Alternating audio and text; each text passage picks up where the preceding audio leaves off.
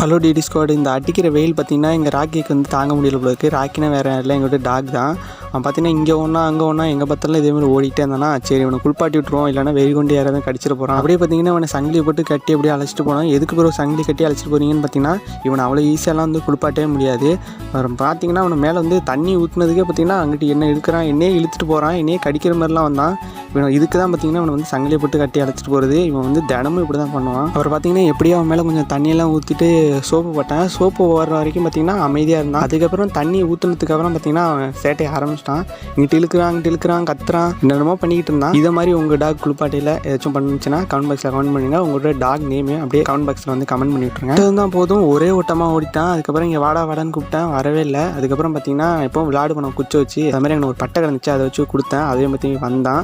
அப்படியே பார்த்தீங்கன்னா அவனை பிடிச்சி சமாதானப்படுத்திட்டேன். அதுக்கப்புறம் பார்த்தீங்கன்னா கொஞ்சம் நேரம் கூட விளாண்டுட்டு இருந்தான். நீங்கள் டாக் வச்சுருந்தீங்கன்னா வாரத்தில் 2 நாளாச்சும் குளிப்பாட்டிடுங்க.